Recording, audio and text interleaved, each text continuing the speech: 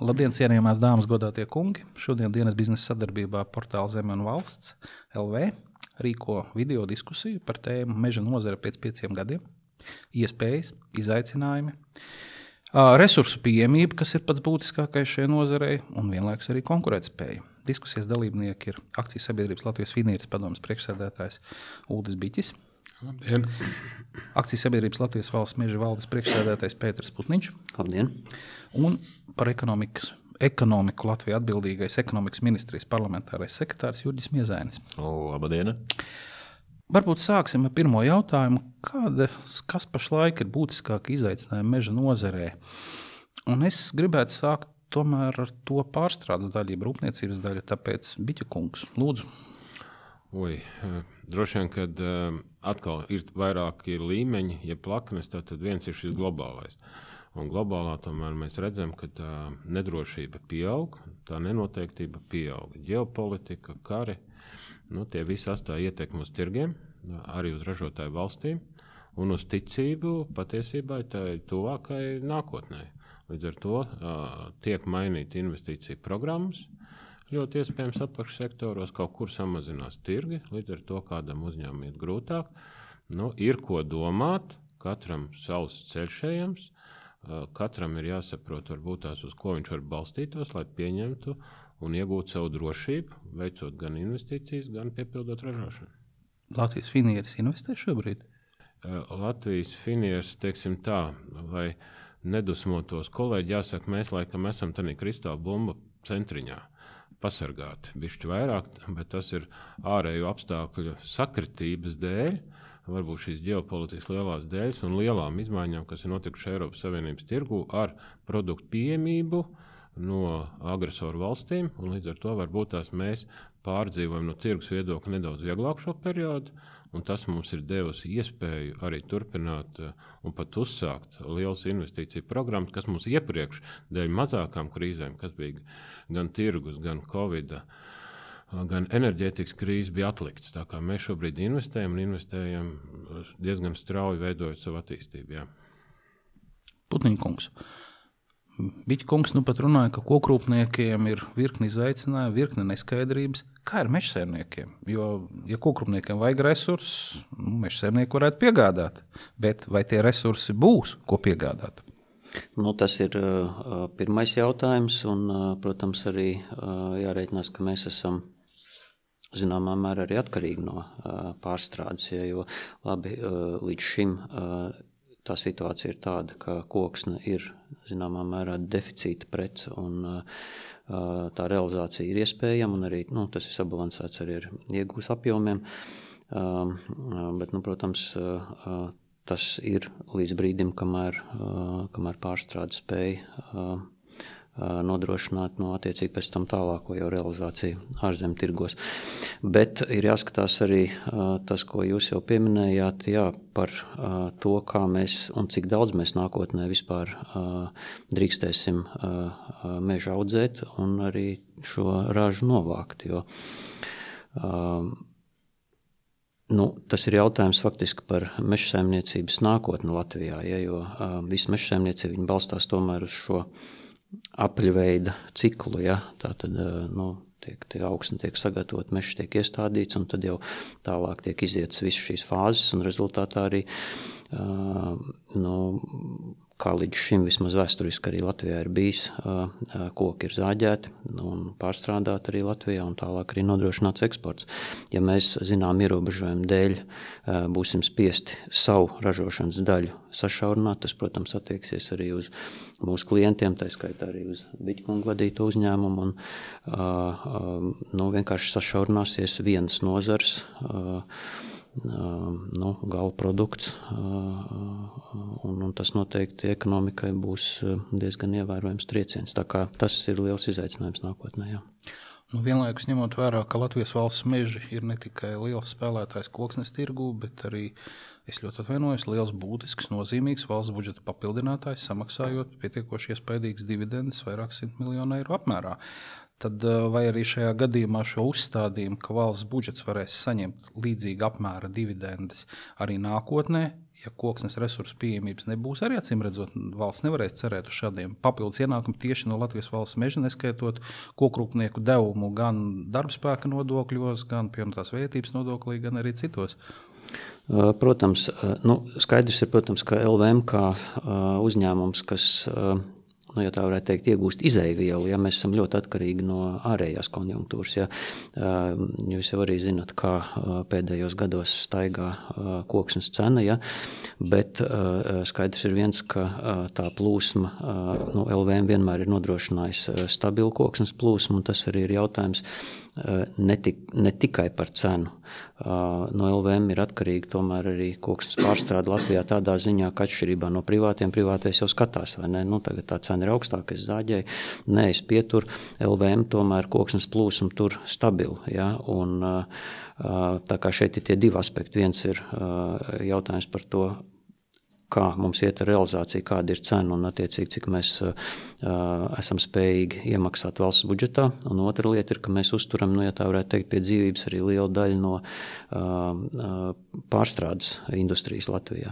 Tā kā tas ir tāds komplekss jautājums. Un mēs, protams, vēlētos tādu situāciju, lai arī lemjot par nākamā gada. Nezinu, šogad vai nākamgad lemjot par nākamā perioda pieejamo maksimālo ciršanas apjomu, ka tas projekts, kas pašlaik atrodas apspriešanā, ja, ka viņš arī tiktu apstiprināts, jo tad vismaz uz turpmākajiem gadiem mums būtu kaut kāda stabilitātes sajūta. Ezaiņa kungs, kokrūpniekiem ir bažas, ir riski, meža apsaimniekošana arī ir virkne neskaidrības, kā to ekonomiku vispār tālāk skatīties, ņemot vērā, ka meža nozara tomēr ir viens no Latvijas eksporta balstiem. Laikam dziļi ielpa tādēļ, ka jautājums ir īpaši sarežģīts. Viena lieta ir tas, ka ilgtermiņā tiešām tā resursu pieejamība ir tas būtiskais jautājums. Bet es vakardien arī naktī atlidoju no Briseles, no konkurētspējas ministru padomes, un izskatījām Draghi ziņojumu, kas pasaka vienu ļoti fundamentālu lietu. Viņš pasaka to, kamēr Eiropas Savienībā nebūs visas politikas vienā virzienā notēmētas, paredzamības nebūs, un līdz ar to visi, teiksim, tie ekonomiskās sekas būs nevis pozitīvas, bet negatīvas. Un tieši attiecībā uz dabas resursiem šīs politikas nav salāgotas. Un es tiešām vokāli pat teicu, ka te ir ne tikai individuāla komisāra atbildība, bet faktiski visas nākamās prezidentūras, nākamās komisijas kopējā atbildība saliktās dažādās regulas un direktīvas vienā virzienā, jo citādi tas nav iespējams.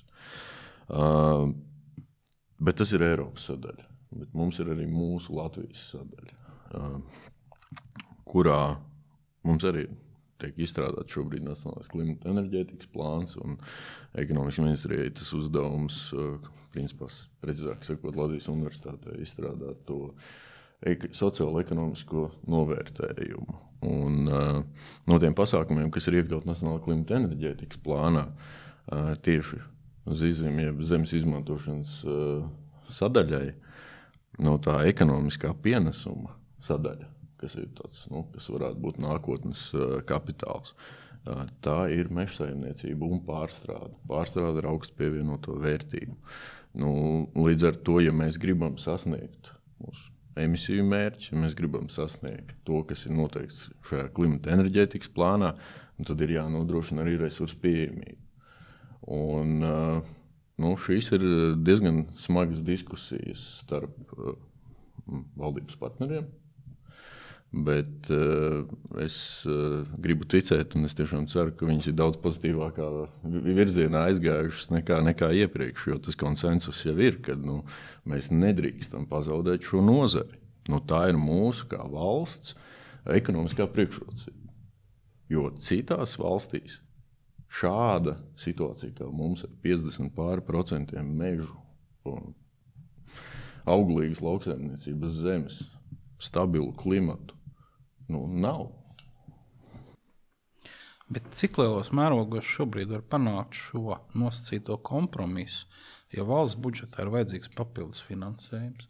Mēs zinām, ka ir jāfinansē aizsardzība, drošības jautājumi, kas ir absolūti prioritāti. Mēs zinām, ka ir vajadzīga nauda medicīnai, mēs zinām, ka nauda ir vajadzīga ceļu infrastruktūrai un izglītībai, zinātnei un visam kaut kam.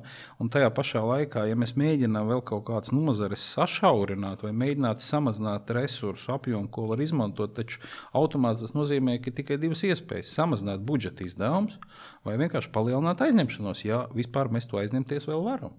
Tad kāds tad ir trešais risinājums, jo principā, ja nozares kādas mēs mēģinām, mums nav kas kompensē šīs nozares principā šobrīd.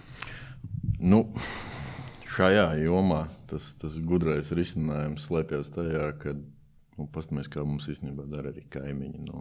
Viņiem ir izpildīts visas prasības par dabas aizsardzību, bet šīs prasības nav neko nedarīt tajā vietā nekad mūžā. Pavisam nesen Deutsche Welle bija raidījums par Portugāli, kur pilnīgi dabas aizsardzības teritorija, kurā aug korķu koki. Un viņi ir ieskaitīti visās teritorijās, bet tur ir atļauts reizi 9 gados šo korķa mizu novākt. Tātad atļaut ir saimnieciskā darbība ar ierobežojumu par ilgtspēju. Latvijas gadījumā mums pavisam tāda dīvaina situācija, jo mums nav, tāda, es pat neteikšu, baigi komerciālā tāda plantācija audzēšana, mums ir mežsaimniecība.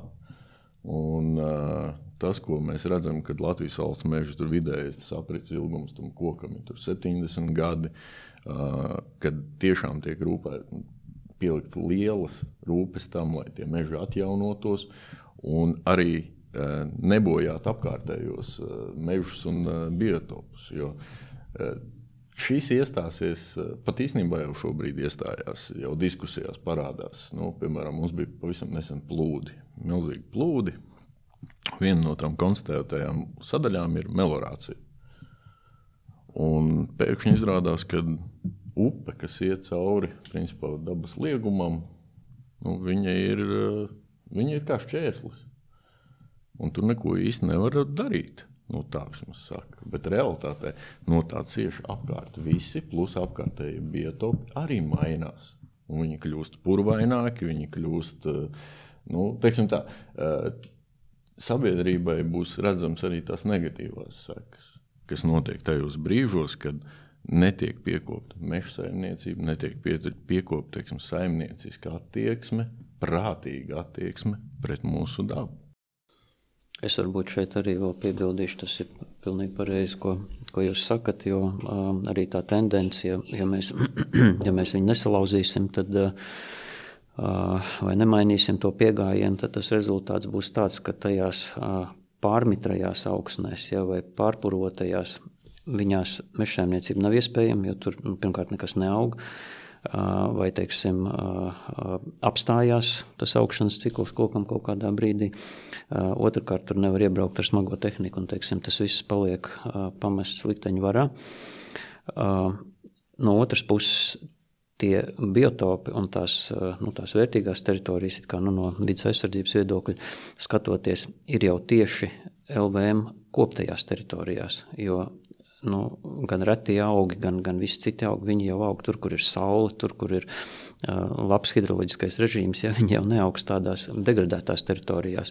Un tad sanāk tā, ka, ja pēc šīs loģikas iet, tās labās teritorijas arvien vairāk LVM tiek atņemtas, mums paliek šīs nelikvīdās teritorijas, kuras jau vairs neinteresē ne tos dabas aizstāvjus, tā saucamos, nevienu citu. LVM tur saimnieciski darboties arī nevar un sašaurinās tādā jau, neteiksim, varbūt gluži ģeometriskā progresijā, bet tomēr ar pieaugošu tendenci faktiski samazinās vispār tās platības, kur mēs varam kaut ko darīt. Ja. Tā kā tur noteikti būtu no saimnieciskā viedokļa jāpaskatās, jo kaut kādā brīdī es tomēr uzskatu, ka Latvijas valstī būs jāizdara izšķiršanos, ko arī jūs teicāt, Ķirsona kungs, ka nevar nevarēs pretendēt uz tiem ienākumiem, kurus ģenerē no saimnieciskās darbības Latvijas valsts meža un tāpat arī pārstrāde, ja viņiem būs jāsašaurina attiecīgi savs izlaides apjoms un vienlaikus masīvi aizvarot ciet platības saimnieciskai darbībai, ja, ir vai nu viens vai nu otrs. Un tā ir jau gandrīz vai gribētos teikt pat politiska izšķiršanās, ja? jo abus ceļus iet nebūs iespējams. Tā, ja drīkst, tad papildināt arī Putniņa kungu, tas dienas beigās jautājums būs, lai saglabātu šo daudzveidību bioloģisko, lai saglabātu tās vērtības, kas mums ir, mums viņas ir jākopja. Tā ir tā universālā patiesība. Nevar būt situācija, ka tā teritorija tiek atstāta. Protams, vietās, kur ir tādas Natūra 2000 teritorijas, kur tiešām tas paredzētais dabiskais cikls, tur veidojās noteikti biotopi, noteikts vērtības. Bet savukārt tajos saimnieciskajos mežos arī tāda biotopu skaitīšana bija, tur ir 50 uz 50. Un arī saimnieciskajos mežos viņi veidojās tieši tāpēc, ka viņas kopja. Un mēs ieguldam ļoti liels līdzekļus vides aizsardzībā kopumā un arī gan ar visādām buferzonām un tā tālāk.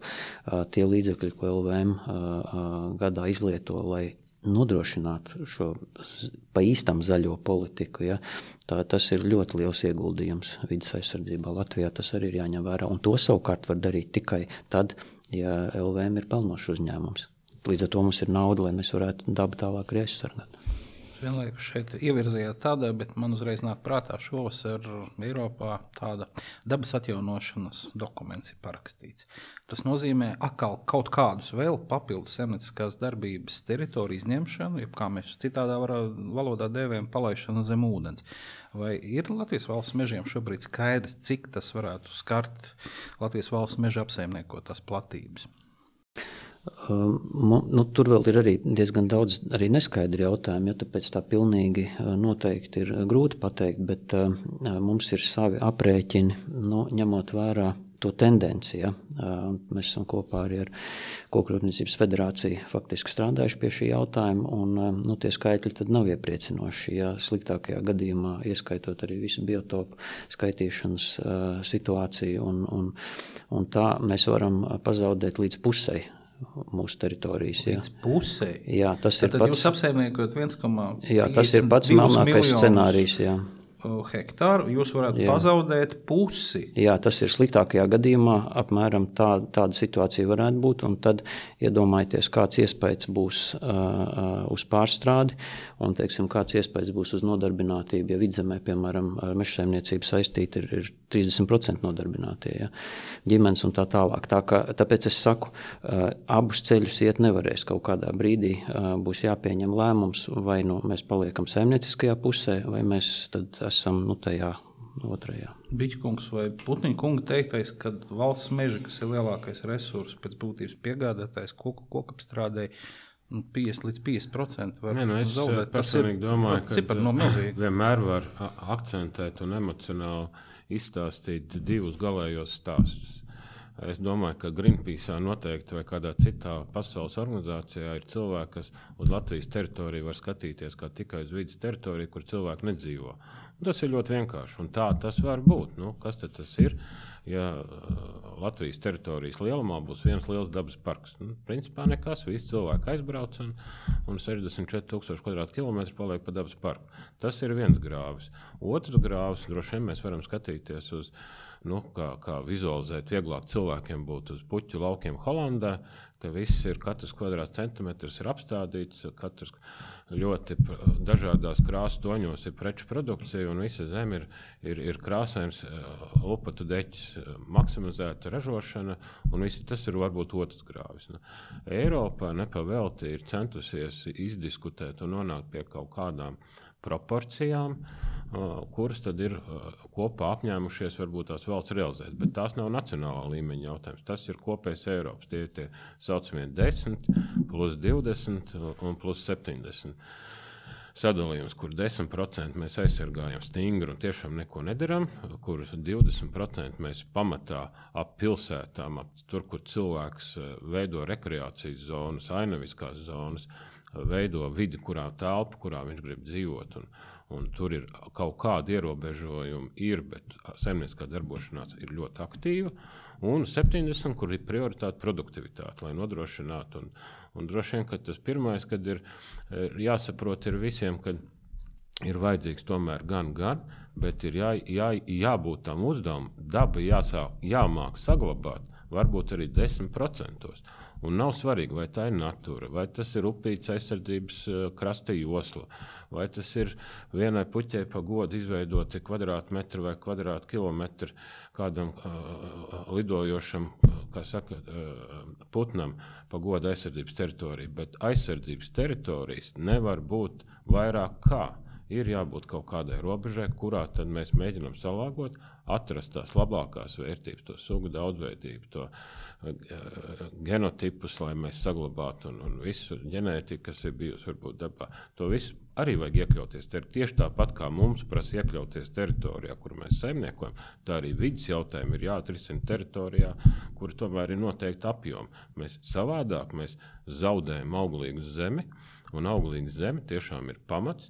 Un ja pasaule kopumā skatās uz virzienu, ka neatjaunīgos resursus mēs neizmantosim, mēs izmantosim atjaunīgos resursus, ja proti tas, kas izaug auglīgā zemē, tad tā auglīgās zemes izmantošana ir esenciāls dabas jautājums, lai cilvēks izdzīvot. Ar viņu ir jāstrādā. Un nav tikai runa par Latviju, bet arī par, piemēram, Portugālu vai to pašu Spāniju, kur auglīgās zeme iespējams praktiski nebūs. Tātad viņiem jau nebūs ko piedāvāt. Viņi gaidīs tos mūsu izaudzētos produktus. Tātad mums ir jāizaudzē tā koksnes šķiedra. Tā kā, manuprāt, tā kaušanās, lai sev patību nostiprināt, mēs saprotam, ir galības, bet ir jābūt ļoti racionāliem. Un tāpēc ierēģi cilvēkiem, kā saka, vai valsts pusē ir jābūt tam mugurkaulam, kas spēj no šīm emocijām pārvērst par reālo to ietvaru. Un par ietvaru tomēr mums būtu principiāli, man liekas, tuvāk jāskatās tā, kā tas Eiropā ir izveidots. Kas ir Latvijas nacionālais līmenis?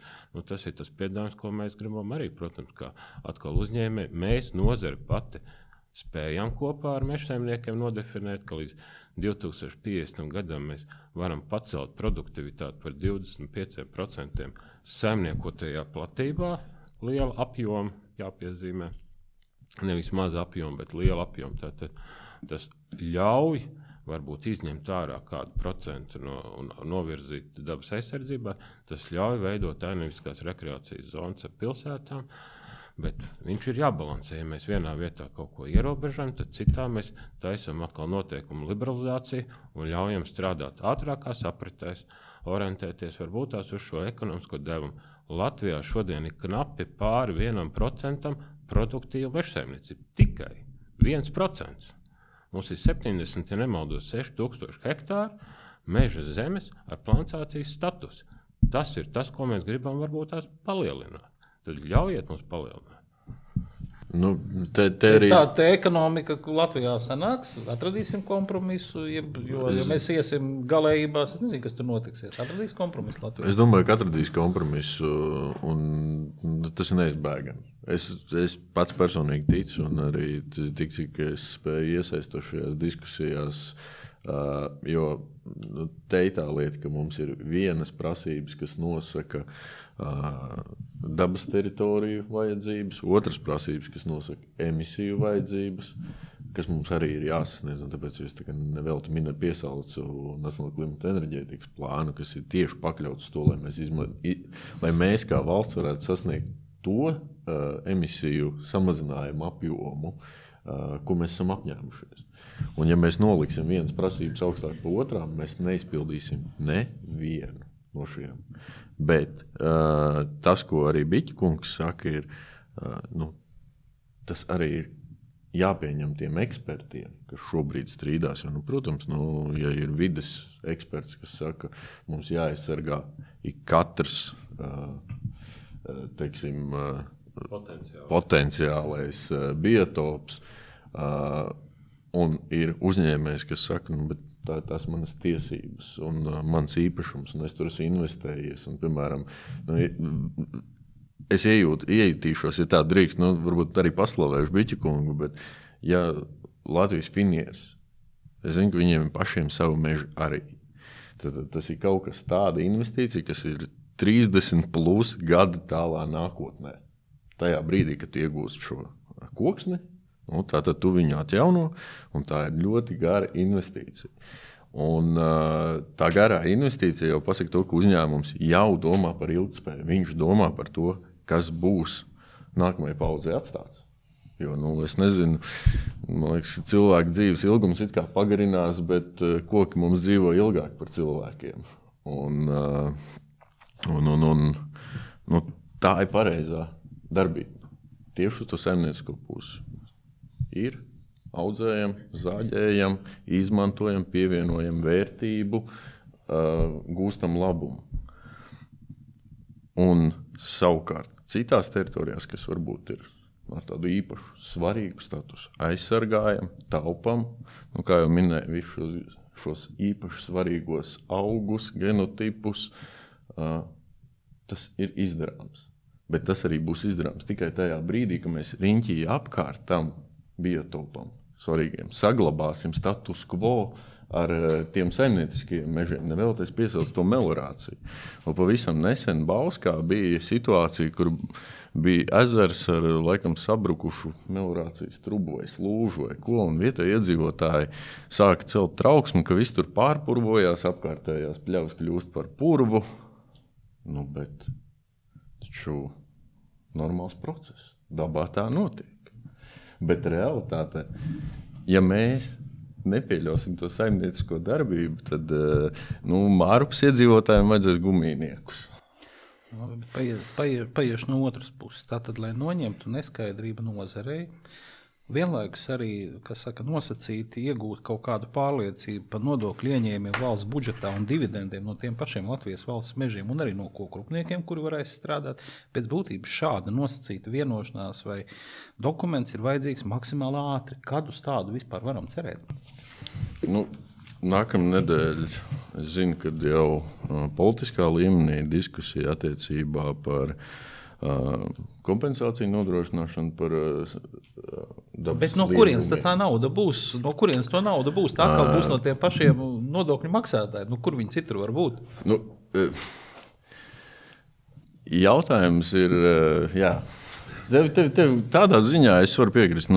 Rēķins būs. Rēķins būs, jautājums ir, kā viņi samaksās un cik ilgā laikā. Tad tie paši mežsaimnieki samaksās par to pašu kompensāciju sev? Mēs visi kā sabiedrība vienmēr par to, ka mēs kaut ko saglabājam un konservējam vai taupam vai nelietojam, mēs visi sabiedrība par to nesam kaut kādu ekonomisko seku. Bet tas kopējais uzstādījums, vismaz no zemkopības ministra zina, ir, ka mēs nedrīkstam likt kaut kādas ierobežojumus nevienam uzņēmējam bez taisnības kompensācijas, ja bez iespējas tālāk viņam attīstīties. Tad, ja viņš investēs un tie resursi būs mazāk un resursi nebūs, tad tie būs, tās iekārtas būs metālu, nekas vairāk jau nebūs. Bet tur arī ir tā skaidrība par saimnieciskajiem mežiem. Ja, piemēram, būs situācija, kad, pateiks, atvainojiet, Biķkungs, bet jums ir tiešām ļoti svarīgi biotopi jūsu teritorijā konstatēti, tad attiecīgi pastāv vairākas iespējas, kas ir vai šīs īpašuma atpirkt, samainīt, vai Biķkungs saņem noteikti maksājumu par to, ka viņš viņas tur un glabā, un viņš tur neko nedara. Bet tas strīds jau ir tieši tā, par kādu cenu un cik tad ir tā rocība to izdarīt. Bet mums Satversme ir ļoti skaidri pateikusi 105. pantā, ka var apgrūtināt privātu īpašnieku sabiedrības interesēs par taisnīgu atlīdzību. Un šis ir laikam tas viens no fokus punktiem šajās diskusijās. Es varbūt varētu ieteikt, arī ņemot vērā, ka Miezaņkungs piedalās, un tāda rekomendācija būtu arī no mežsaimnieku puses, ka, ja mēs skatāmies par tiem ierobežojumiem un vispār gan par biotopiem, gan dažādi cita veidi, tas jau nav vienīgais. Ja? Tomēr piešķirt tam visam juridisku piesitienu, tāpēc, ka pašlaik tā juridiskā reglamentācija šajā visā jomā ir ļoti vāja.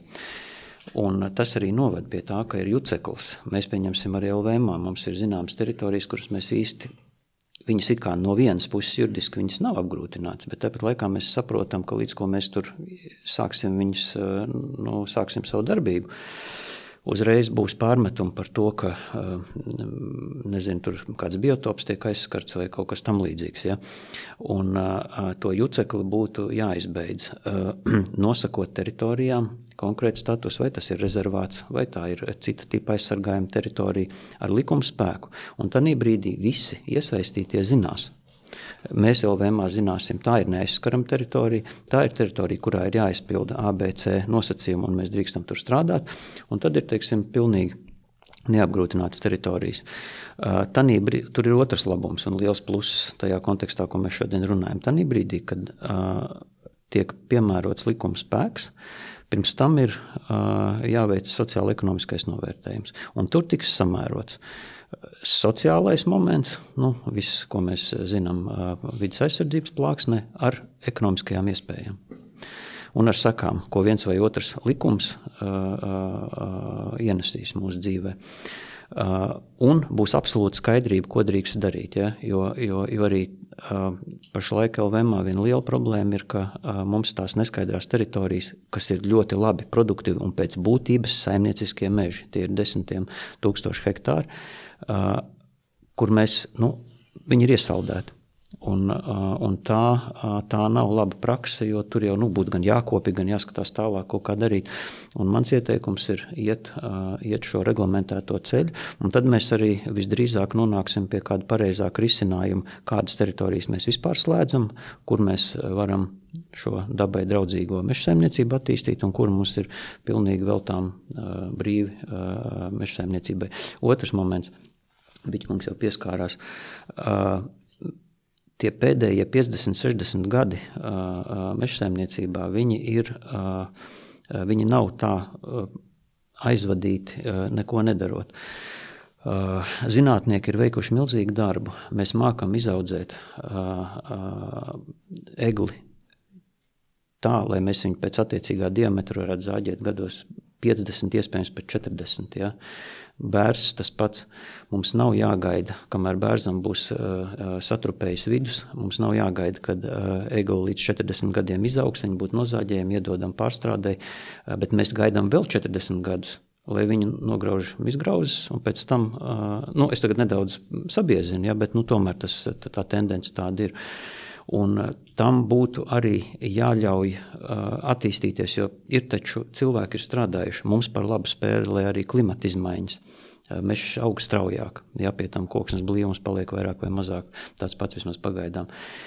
No tā būtu jāpelna, to būtu jāizmanto, lai varētu Ķirsona kunga minētās dividendes, kā lai saka, atkal ieskaitīt palielinātā apmērā valsts budžetā. Ja? To visu nozari mācētu, bet nedaudz ir tā kā mums no tiem pinekļiem pašiem ir jāatbrīvojās. Vēl varbūt noslēgumā mums no Padomju Savienības laikiem ir palicis tāds absolūti arhaisks šis regulējums, kas prezumē, ka jebkurš meža īpašnieks ir noziedznieks. Ka viņu ir jāregulē, neko nedrīkst, viss ir jāsaskaņo. Ja mēs paskatāmies uz Skandināviju, tur tā pieeja ir savādāk. Īpašnieks būs tas, kas savu mežu saglabās. Viņš viņu nocirtīs tad, kad tas būs visizdevīgāk, viņš viņu kops, pieskatīs, un es domāju, ka mums ir kaut kur ideoloģiski to pavērsienu ir jāizdara, ja? jo savādāk tas nenovedīs pie labām sakām, un tur būs arī daudz plusi, kas saistām ar brīvprātīgi uzņemtām saistībām, arī vidas aizsardzībā un tā tālāk. Ja. No tā ir visi tie labumi nāk.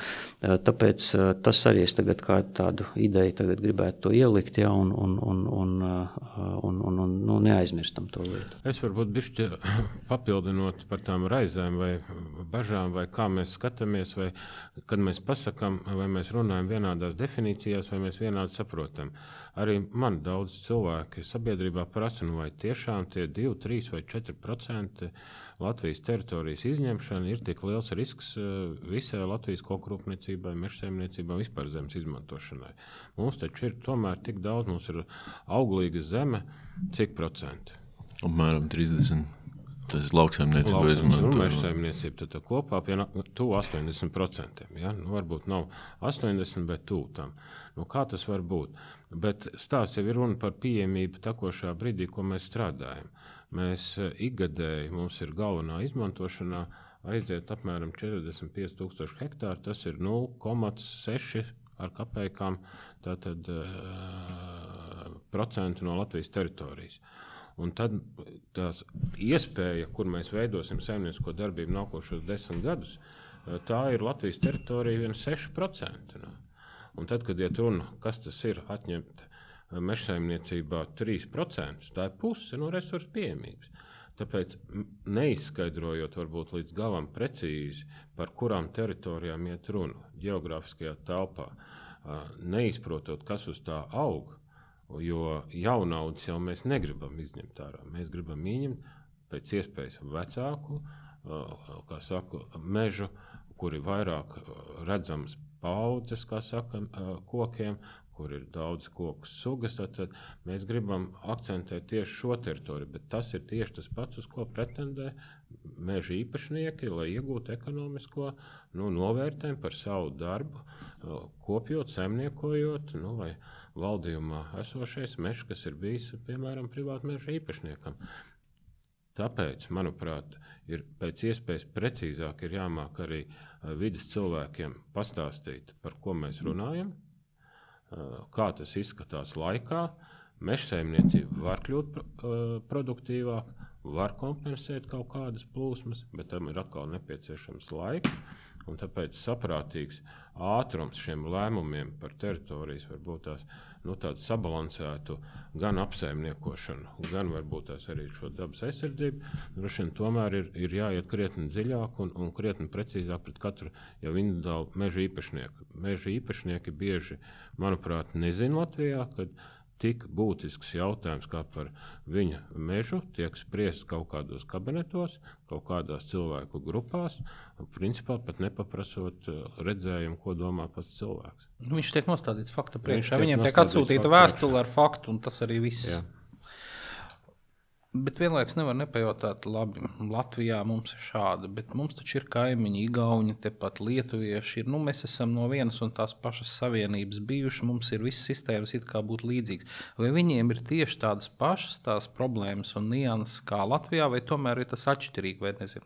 Vai Biķkungs, jūs strādājat arī Somijā ražošanā, vai viņiem arī tur ir kaut kas tam līdzīgs, vai tas, kas notiek šeit Latvijā, ir kaut kādā veidā unikāls? Ja, es domāju, ja skatās Eiropas Savienības līmenī, tad viennozīmīgi, vien precīzāk izrunājot šīs definīcijas un redzējumus, nav vienota redzējuma visām dalību valstīm. Tad katrai ir savs. Mēs jau principiāli atšķiramies. Dienvidu valstis ir ar mazāku auglīgu zemi, ar mazāku koksnes, piemēram, resursu audzēšanu, apsaimniekošanu, zemes platību un līdz ar to arī apjomu pret kokrūpniecību. Viņa nav tik liela, un līdz ar to tas ir viens skatījums sabiedrībai. Vidus Eiropā varbūt ir nedaudz cits skatījums, un arī prioritāte, kā auglīgo zemi izmantot, droši vien lauksaimniecība tomēr prevalē, un Ziemeļvalsts kopā ar Baltijas valstīm, un kā saka, Ziemeļpolijas varbūt daļa, jā, mēs esam mežsaimniecības valstis, un mēs varam tādas būt, un mums ir jāprioritizē tieši mežsaimniecība. Tas ir pat mūsu pienākums, jo savādāk mēs jau tos naftas produktus nesamazināsim. Tā ir mūsu atbildība cilvēks priekšā izaudzēt šo koksnes šķiedru un dot ne tikai pašiem sev kā produkts, bet arī pārējai pasaulē, un atkal mums, lai iekļautos tādā pasaules kopējā darba sadalē, un ja mēs gribam tos telefonus nopirkt vai tos kompjuterus, ko ražo citās valstīs, kur nav varbūt šīs mežas, tad mums pretī ir jādod šis koks un šī šķiedra. Ļoti precīzi iezīmē to, ka šī ir mūsu ekonomiskā priekšrocība absolūti. Gan mežsaimniecība, gan lauksaimniecība, un arī viņi kļūs vēl nozīmīgāk gadiem ejot uz priekšu. Jo šī visa, teiksim, fosilā resursu aizvietošana ar atjaunojamo resursu visdrīzākais arī palielinās to pieprasījumu, un līdz ar to arī palielinās cenu tam resursam, ekonomisko labumu, ko varētu gūt Latvija kā valsts. Un nevēl tas arī teica, kad mūsu nacionālā klimata plānā ir iekļauti punkti, kas paredz to, ka mēs daudz gudrāk un prātīgāk izmantojam esošo resursu un īstenībā pat daudzos gadījumos palielinam tā pieejamību. Un tas, protams, ka tur arī ir iebildumi. Bez iebildumiem jau nav nekad šādi plāni, bet tas tur ir iekļauts, lai mēs varētu līdzsvarot šo. Es domāju, ka mums ir nepieciešams atgriezties varbūt tās kādu laiku atpakaļ. Mēs esam vienkārši aizmirsuši, kad Eiropas Savienībā bija arī uzdevums rēķināt par bioekonomiku.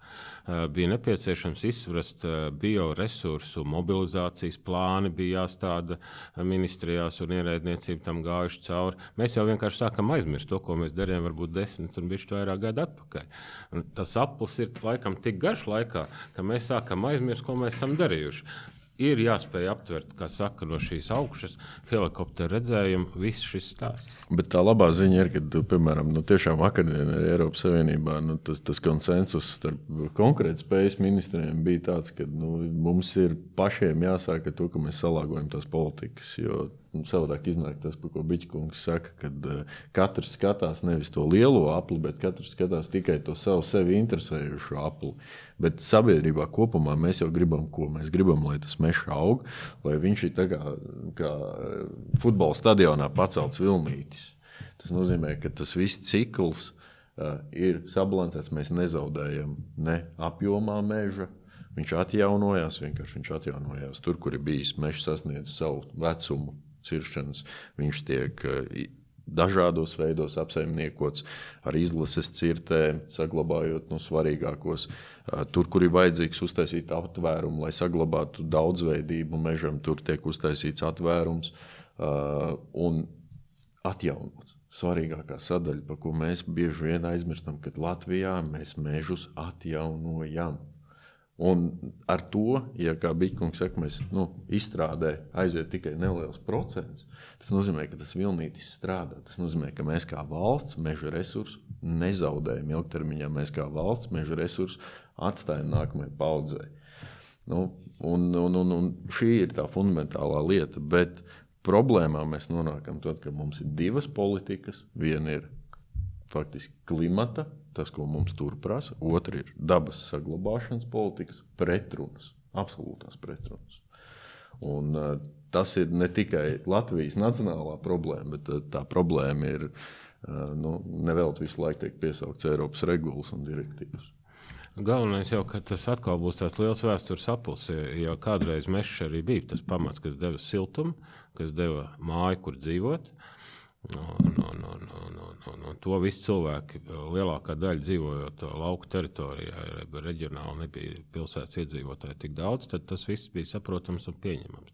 Šodien mainoties šai struktūrai, šī reģionalitāte, kā saka, ietekme zūd, vien lielāka koncentrēšanās ir pilsētā, un mēs, protams, savādāk skatāmies arī uz vidi, uz ainavu, uz telpu, bet vēlreiz neatjaunīgie resursi izmantošana nākotnē viņa grib vai negrib samazināsies. Un tad jau ir jautājums, kā tad mēs būvēsim tās mājas. No tā paša jau koka būvēsim. Un mēs esam iemācījušies, un mēs esam pieņēmuši arī industriju, ka nafta ir tas pats koks, vai koks ir nafta. Tas nozīmē, ka visu, ko mēs iegūstam, visu plašu patēriņu preces no naftas gāzes, var saržot no koka. Tikai mums ir jāatrod tehnoloģijas, mums ir varbūt jāizdomā tehnoloģijas, mums ir jāattīsta šī produkta ražošana. Naftas industrija attīstījās 300 gadu, droši vien, ka mums arī vajag 200 gadus, lai mēs visu to varētu attīstīt. Laiks mums iespēdīs varbūt ātrāk, tad tie būs 100 gadi, bet tas nevar būt rītdien. Mums ir nepieciešams laiks, lai mēs samazinātu neatjaunīgo resursu izmantošanu un izmantošos bioekonomikas priekšrocības.